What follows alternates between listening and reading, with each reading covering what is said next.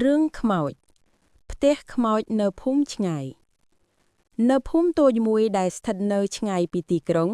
មានផ្ទះចាស់មួយដែលគេហៅថាផ្ទះខ្មោចផ្ទះនេះត្រូវបានទុកចោលអស់រយៈពេលជាង50ឆ្នាំមកហើយបន្ទាប់ពីគ្រួសារមួយត្រូវបានសម្លាប់ដោយអំពើឃាតកម្មដ៏គួរឲ្យរន្ធត់គេនិយាយថាវិញ្ញាណរបស់ពួកគេនៅតែវិលវល់នៅទីនោះរង់ចាំសងសឹកលើអ្នកណាដែលហ៊ានចូលទៅ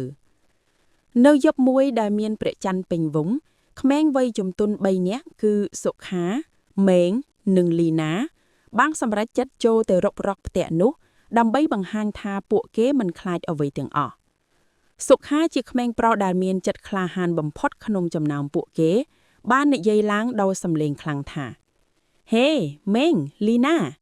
យើងមកទីនេះដើម្បីបង្ហាញថាខ្មោចគឺជារឿងនិទានតែប៉ុណ្ណោះកុំខ្លាចអីខ្ញុំនឹងដើរមុខគេមេងដែលជាមិត្តភក្តិជិតស្និទ្ធរបស់សុខាបានឆ្លើយតបដោយសំឡេងញ័រថាបងសុខាតើបងប្រកាសទេខ្ញុំឮគេនិយាយថានៅទីនេះមានសំឡេងយំពេលយប់បើមានអ្វីកើតឡើងយើងរត់ចេញទាន់ពេលទេលីណាជាក្មេងស្រីតែម្នាក់ក្នុងក្រុមបានញញឹមដោយព្យាយាមលាក់ការភ័យខ្លាចថាឈប់និយាយច្រើនទៅមេងបើយើងមិនចូលទេគេនឹងហៅយើងថាកំសាកតោះចូលទៅពួកគេបានរុញទ្វារចាស់ដែលក្រងឆ្កងនោះចូលហើយខ្យល់ត្រជាក់មួយបក់មកដូចជាមានអ្វីមួយកំពុងស្វាគមន៍ពួកគេខាងក្នុងផ្ទះងងឹតស្លុកថូលីដក់ក្រាស់និងមានក្លិនស្អុយដូចជាសាកសពសុខាបានបើកភ្លើងពិលហើយដាវនាំមុខមើលគ្មានអ្វីទេគ្រាន់តែផ្ទះចាស់មួយប៉ុណ្ណោះគេនិយាយដោយសើចប៉ុន្តែភ្លាមនោះមានសំឡេងកោះទ្វារមួយតិចពីជាន់ខាងលើមេងបានខ្សឹបសុខាតើបងឮដៃទេនោះជាសំឡេងអ្វីបើមិនមែនខ្មោចទេតើវាជាអ្វីលីណាបានចាប់ដៃមេងឲ្យជាប់កុំគិតច្រើនប្រហែលជាខ្យល់បក់ទេតោះឡើងទៅមើលជាន់ខាងលើ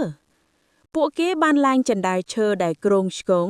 រាល់ជំហានដើរគឺមានសំឡេងក្រៀកក្រោកដូចជាមានអ្វីកំពុងតាមពីក្រោយនៅជាន់ខាងលើពួកគេបានឃើញបន្ទប់មួយដែលមានគ្រែចាស់និងរូបថតគ្រួសារមួយដែលមុខពួកគេត្រូវបានកោសចេញសុខាបានលើករូបថតនោះមកមើលនេះជាគ្រួសារដែលត្រូវសម្លាប់គេនិយាយថាខ្មោចម្ដាយកំពុងរកកូនស្រីរបស់គាត់មេងបាននិយាយដោយសំឡេងញ័រថាបងសុខាខ្ញុំមិនចង់នៅទីនេះទៀតទេតោះត្រឡប់ទៅវិញប៉ុន្តែលីណាបានឆ្លើយរងចាំសិនខ្ញុំឮសំឡេងអ្វីមួយវាដូចជាសំឡេងក្មេងស្រីយំភ្លាមនោះសំឡេងយំកាន់តែខ្លាំងឡើងហើយទ្វារបន្ទប់បានបើកខ្លួនឯងពួកគេបានឃើញស្រមោលស្ត្រីមួយដែលមុខស្លេកស្លាំង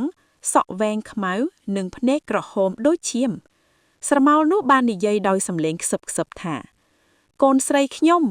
តើអ្នកណាលួចកូនស្រីខ្ញុំសុខាបានស្រែកថានេះជាអ្វីវាមិនមែនជាខ្មោចទេវាជាមនុស្ស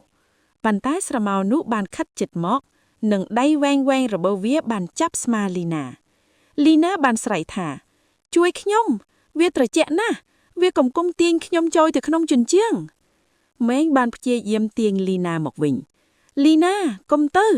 សុខាជួយខ្ញុំសុខាបានយកពើវាយស្រមោលនោះប៉ុន្តែវាឆ្លងកាត់ដូចជាខ្យល់ស្រមោលនោះបានងាកមកសើចថាអ្នកទាំងអស់គ្នានឹងនៅជាមួយខ្ញុំជារៀងរហូតគ្មាននរណាអាចចេញពីទីនេះបានទេភ្លាមនោះជញ្ជាំងបានចាប់ផ្ដើមរញ្ជួយនិងសំឡេងយំកាន់តែខ្លាំងឡើងពីគ្រប់ទិសទី